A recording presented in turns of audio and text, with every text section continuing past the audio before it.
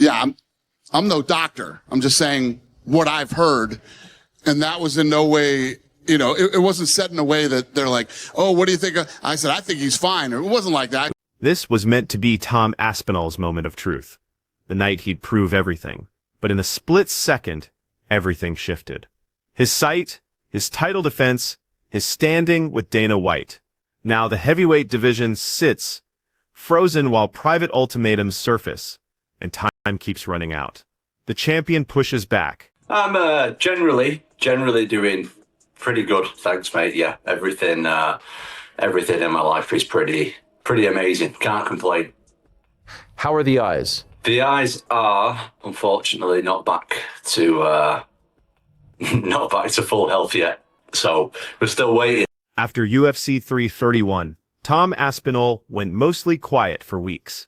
He was dealing with complex medical issues from his injury while handling the public backlash hitting him from all sides. His dad Andy gave some early updates, letting people know Tom still couldn't see right out of his right eye and only had half vision in his left. The muscles that control eye movement weren't working properly, and the champion was facing something way more serious than anyone outside his family really understood. But the online hate kept coming, with people saying he was running from what really went down in Abu Dhabi. For Aspinall, staying quiet wasn't about hiding anything. He needed to focus. Multiple specialist visits every week, test after test to figure out if his vision would ever come back completely. Here's a guy who built his whole fighting career on reflexes that work in milliseconds, now struggling with basic sight that the rest of us never think twice about. Double vision made regular daily stuff hard, and getting back to a sport where you need split-second reactions to survive looked more and more unlikely. On November 30th, how's everything going?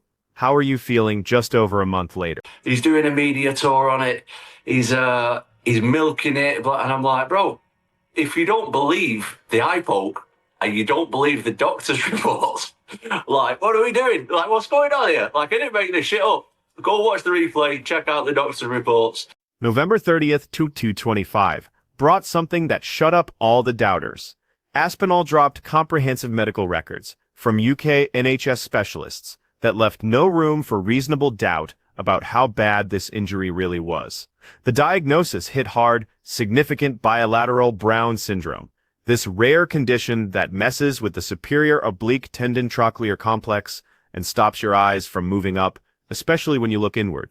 The medical reports laid it all out clearly: ongoing double vision, restricted eye movement, reduced visual function and sharpness, major visual field loss based on Humphrey field testing, orbital soft tissue damage, and possibly a minimally displaced fracture in the right medial orbital wall. The condition Aspinall got diagnosed with usually only affects one eye, and most people are born with it. Getting bilateral traumatic Brown syndrome from an acute injury like this is incredibly rare, making what Gane did during their championship fight genuinely exceptional from a medical standpoint. The champion wasn't cleared to train, wasn't cleared to fight, and was looking at possible surgery on both eyes with a recovery timeline that nobody could predict and might stretch well into For someone whose career was built on explosive action and quick finishes, facing months away from competition, dealing with vision problems, felt like the cruelest twist imaginable, something even his harshest critics wouldn't want to see happen. The medical documentation Aspinall put out there did more than just prove how serious his injury was. It made everyone who accused him of quitting or faking it face hard evidence that completely contradicted what they'd been saying. The champion hadn't chosen to stop fighting because the fight was getting tough or because Gane was winning. He'd been physically unable to compete safely because of an accidental foul that caused damage way worse than anyone first realized. The difference between choosing not to continue and being unable to continue was now backed up by real medical evidence from qualified specialists. Okay, and last one from me. Tom Aspinall did interviews recently saying that his eye is not better. He was a little bit disappointed with some comments you made. Have you spoke to Tom? Do you know anything about that? And what's your reaction to what he said? I have not. Yeah, I mean, I get it. I don't remember exactly what I said. What did I say? That his... Just said you think that I think his eyes are okay. Now that the medical proof was out there, Aspinall shifted his focus to the guy whose comments had made the backlash so much worse. Early December 2025, the champion sat down with Ariel Helwani and made it crystal clear how disappointed he was with Dana White. He explained that White hadn't reached out to him personally since the fight, but was out there giving public updates about his health without having the real facts. The champion pointed out that he mainly deals with UFC executive Hunter Campbell instead of White directly, but not hearing from the promotion's president after such a serious injury felt like getting stabbed in the back. I said, I think Tom's eyes are good. He's going to take some time, heal, come back to, that's all I said. I wasn't saying anything negative toward him. And I think the things can be taken out of context, or he didn't see what I said, because I don't even remember what the I said. But never once did I say anything negative about him or, in a derogatory way. The champion kept his words on the Helwani show, controlled but sharp. He said he was really disappointed with White's first comments, and they definitely didn't help when he was already getting unfair criticism from fans. White giving health updates to the public without talking to Aspinall directly or having accurate medical information seemed especially messed up, considering the champion's history of staying loyal to the promotion. December 7, 2025, Dana White addressed the whole controversy head-on during the post-fight press conference for UFC 32 in Las Vegas. The UFC president insisted he never said anything negative or harsh about Aspinall, and claimed his words got twisted. White explained he was just sharing early medical reports when he suggested there wasn't any damage to the champion's eyes, and that UFC staff had been checking on Aspinall's recovery, even if White himself hadn't personally called. As soon as you get all the way up, people get uncomfortable and they want to bring you down. And unfortunately, I have experienced my fair share of that, which is crazy. Like you say, I think this might be the only sport that, you can be not the fouler, but the foulee. Is that a term? A foulee? Yeah. The promotion's president stressed that only Aspinall really knew what he was going through in that moment when he decided he couldn't keep fighting. He said he understood why Aspinall might be upset, but maintained that he never meant to criticize the champion. But the damage was already done. The story that Aspinall had somehow quit or chosen not to continue had taken hold in parts of the MMA community, and the champion's relationship with the promotion's leadership had been publicly damaged, a way you rarely see with active title holders. The back and forth between Aspinall and White was unusual. You don't often see a UFC champion publicly expressing disappointment with the organization's leadership. Most fighters, knowing the power dynamic in their relationship with the promotion, keep those kinds of complaints private or only speak up after their fighting careers are over. Aspinall's willingness to openly talk about his frustration showed how deeply he felt about the way things were handled, and his confidence that his track record of loyalty and performance meant he deserved better treatment than what he got after UFC 3. The night everything fell apart. October 25, 2025, inside the Etihad Arena in Abu Dhabi, the UFC heavyweight division saw what you could only call a complete disaster. Tom Aspinall, the undisputed heavyweight champion who'd waited longer than any interim title holder in UFC history for his shot at real legitimacy, was finally defending his crown against former interim champion Cyril Gane. This fight had been building since July 2024 when Aspinall last competed, and fight fans were absolutely electric with anticipation. This was supposed to be the moment when Aspinall shut up any remaining doubters and locked in his place on top of the heavyweight division. What happened over the next 4 minutes and 35 seconds would create one of the most controversial chapters in recent UFC heavyweight history. Put the champion against the promotion's president, and leave the entire division stuck in limbo. The fight itself started exactly like the experts thought it would. Gane used his speed advantage perfectly, landing clean jabs that got Aspinall's nose bleeding early and controlling distance with leg kicks and masterful footwork. The Frenchman, who a lot of people had written off after John Jones dominated him in a previous title fight, was showing everyone he still belonged with the heavyweight elite. His movement was crisp, his timing was perfect, and his ability to keep distance against a pressure fighter like Aspinall proved why people once thought he was the future of the heavyweight division before that devastating loss to Jones. Aspinall, never wanting to back down, came back with heavy leg kicks of his own. One almost dropped Gane, plus punishing body shots and clean punches that reminded everyone why he holds the UFC record for shortest average fight time at just 2 minutes and 18 seconds. The champion was hunting for the finish that had become his signature, stalking Gane around the octagon, looking for that opening that would let him unleash the explosive combinations that had ended so many fights before. His power showed in every exchange, and Gane's respect for that power was obvious in how carefully he engaged. How competitive the first round was had fans on the edge of their seats. This was exactly the championship caliber fight everyone had paid to see. Aspinall, known for his explosive first-round finishes that made him the most dangerous closer in heavyweight history, was being tested in ways his previous opponents hadn't managed. Gane's movement and striking accuracy were creating problems that needed solutions. And for the first time in years, fans were seeing Aspinall forced to work through trouble instead of just overwhelming his opponent with speed and power. The chess match developing inside the octagon looked like a fight that could go the distance, something rare for a champion whose average fight time was just over 2 minutes. Then with about 25 seconds left in the first round, disaster struck. As Aspinall threw a kick, Gane moved forward with a punch combination, his fingers extended and hitting Aspinall in both eyes at the same time. This wasn't a regular poke, the kind that happens all the time in mixed martial arts and usually just means a quick break. This was a double eye gouge that immediately left the heavyweight champion unable to see. Referee Jason Herzog followed protocol exactly, stopping the action and giving Aspinall the standard 5-minute recovery time that had been added as a rule change in 2022. The champion kept telling the cage-side physician that he couldn't see, holding a cloth to his eyes while medical people checked the damage. The doctor noted no immediate globe damage but confirmed severe visual problems that made continuing impossible. After almost using up all the recovery time,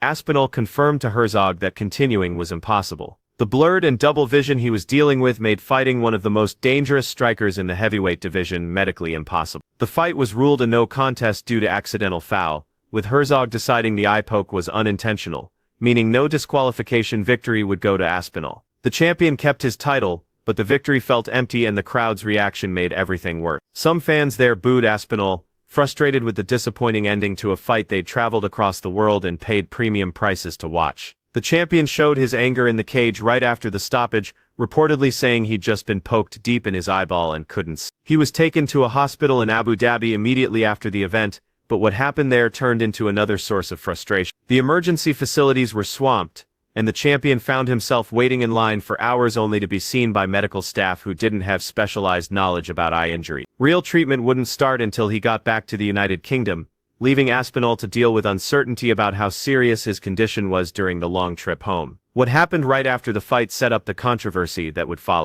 While Aspinall was dealing with a medical emergency that could potentially affect his vision permanently, the story about why he couldn't continue was already being shaped by forces he had no control over. The booing from fans there had shown a troubling attitude that would only get louder in the days ahead, and the champion had no chance to defend himself while focused on dealing with his physical condition. While Aspinall dealt with the medical aftermath, Dana White went to the post-fight press conference and said the words that would start a firestorm. The UFC president, clearly frustrated by how the evening went, called the ending a pain in the rear and described it as a disappointing conclusion. But his next statement really caught attention and would haunt the relationship between promoter and champion for months to come. White said that Aspinall didn't want to continue in the fight, a phrase that suggested choice rather than physical inability. He also initially reported there was no damage to the champion's eyes, pushing for a quick rematch based on early medical reports that would turn out to be completely wrong. What White's comments meant was immediate and devastating. Fans who had already been critical of the stoppage now had ammunition from the UFC president himself, accusing Aspinall of lacking heart or quitting when things got tough. Social media exploded with criticism aimed at the champion, a man who had devoted his entire life to combat sports and had proven over and over that he had knockout power and finishing ability that few heavyweights in history could match. The story that Aspinall had somehow chosen not to continue rather than being physically unable to do so spread like wildfire across the mixed martial arts community. What made the situation especially painful for Aspinall was the context of his journey to this moment. He'd been the longest-serving interim champion in UFC history, waiting patiently while Jon Jones dealt with injuries and ultimately chose retirement rather than facing him. He'd taken short-notice fights to prove his worth, defended his interim belt when the promotion asked him to, and stayed loyal to the UFC throughout a process that would have frustrated most fighters into demanding releases or causing public relations disasters. Now, after an injury caused by his opponent's foul, he was being painted as someone who just didn't want to compete. The heavyweight division held prisoner.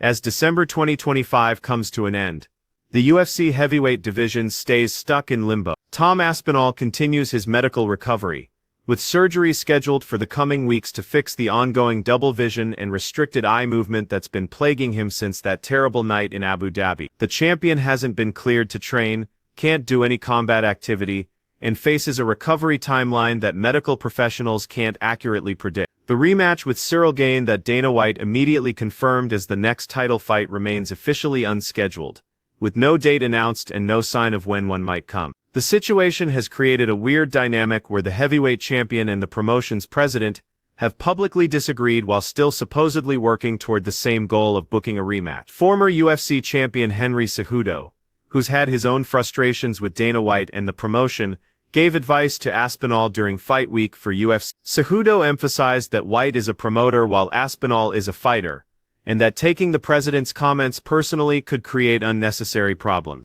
The veteran suggested that Aspinall should avoid fighting with the boss, acknowledging that White's willingness to speak his mind is part of what makes him effective at promoting fights. Cejudo's advice carried weight, given his own history with the UFC, having retired from the promotion in 2020 amid frustrations over pay and treatment before eventually coming back to competition. The former flyweight and bantamweight champion understood the delicate balance fighters must maintain between advocating for themselves and keeping productive relationships with the organization that controls their ability to compete at the highest level. His suggestion that Aspinall focus on recovery rather than conflict reflected the practical approach many veteran fighters learned to adopt over their careers. The bad blood between Aspinall and Gane has only gotten worse during this waiting period. The champion has publicly accused Gane of intentional cheating, pointing to slow-motion replays that he believes show the Frenchman's fingers deliberately pushing deeper into his eye. Aspinall has criticized Gane's disgusting fingernails and promised to deal with him physically when they meet again.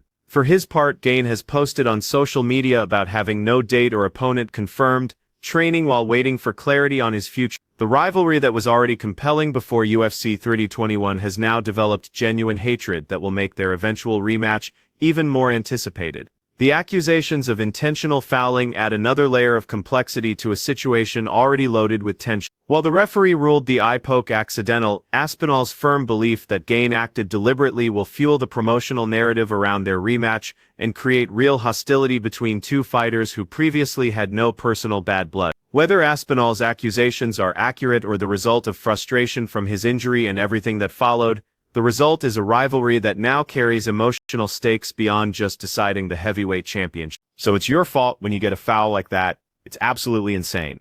Early hopes for quickly rebooking this fight have been completely crushed by how serious Aspinall's injury is. The suggestion that the rematch could happen at UFC 33 in December 2025 or early 2026 now looks wildly unrealistic given the medical realities. The most realistic window for Aspinall versus Gane 2 looks like mid to late 2026, possibly summer or later depending on how surgery goes and the champion's recovery from procedures that carry their own risks. The UFC hasn't announced any plans for an interim title, meaning the division will stay on hold until Aspinall gets full medical clearance. This extended timeline creates problems that go way beyond just the champion and his challenger. Other heavyweight contenders who've been working their way up the rankings find themselves stuck in limbo, unsure whether to keep competing or wait for opportunities that might not come for many months. The promotional calendar that the UFC depends on to generate revenue and keep fan interest in the heavyweight division has been thrown into chaos. Title fights generate premium pay-per-view numbers, and without a clear path to the next championship bout, the entire division loses momentum that took years to build after previous champions left. The story of Tom Aspinall represents everything that can go wrong when communication breaks down between a champion and a promotion at the worst possible moment. Here was a fighter who had done everything asked of him, who had waited patiently through the John Jones situation, who had accepted interim title defenses when unification fights weren't available, who had represented the UFC with professionalism throughout his career. His reward for that loyalty was having his integrity publicly questioned right after a legitimate medical emergency, forcing him to release private medical records to defend himself against accusations that he had somehow made up or exaggerated his injury. The championship picture at heavyweight now depends entirely on factors beyond anyone's control. Will the surgery on Aspinall's eyes work? Will his recovery let him return to full combat readiness? Will the relationship between the champion and the promotion's leadership recover from this public disagreement? These questions don't have immediate answers, and the UFC heavyweight division, historically the most prestigious weight class in the sport, remains without an active champion or a clear path forward. For Tom Aspinall, the coming months will be defined by medical appointments, surgical procedures, and the slow work of rehabilitation. The fighter who built his career on explosive knockouts must now exercise patience he's never needed before, trusting doctors and specialists while watching the sport continue without him. For Dana White and the UFC, the situation presents a promotional challenge with no easy solution. The heavyweight title can't be on the line if the champion can't compete, yet the division's other contenders keep training and aging while they wait. The entire situation shows a cautionary tale about how fragile even the most dominant champions can be. Aspinall holds the UFC record for shortest average fight time, has earned 7 Performance of the Night bonuses, tying him for 4th most in promotion history,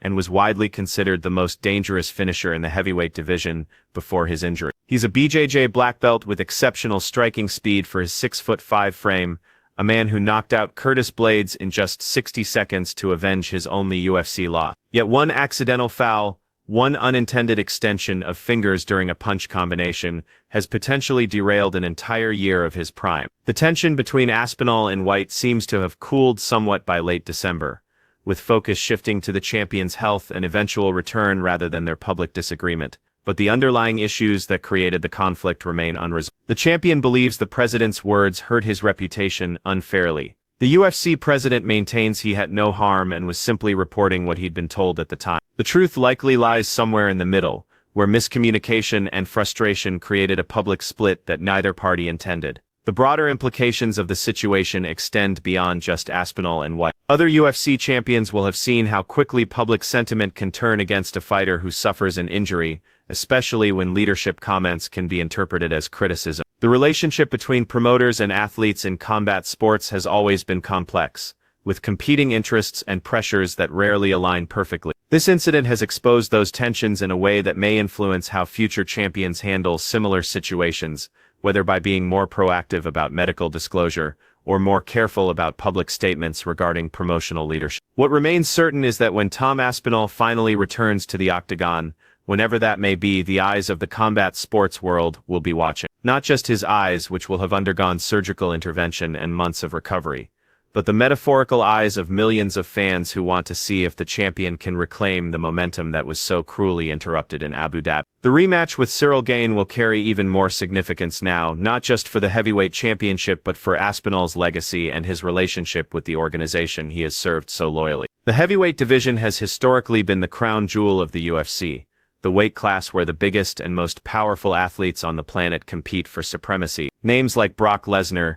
Cain Velasquez, Stipe Miocic, and Francis Ngannou have defined eras of the sport, and Tom Aspinall was positioned to do the same before injury stepped in. His combination of speed, power, and technical skill at 265 pounds represented something genuinely special, a heavyweight who moved like a middleweight and hit like a freight train. The sport can't afford to lose such a talent to an injury sustained through an opponent's accidental foul, yet that possibility now looms larger than anyone would prefer to acknowledge. The heavyweight division waits. The champion heals, and Dana White's words about not being able to wait forever echo in the background.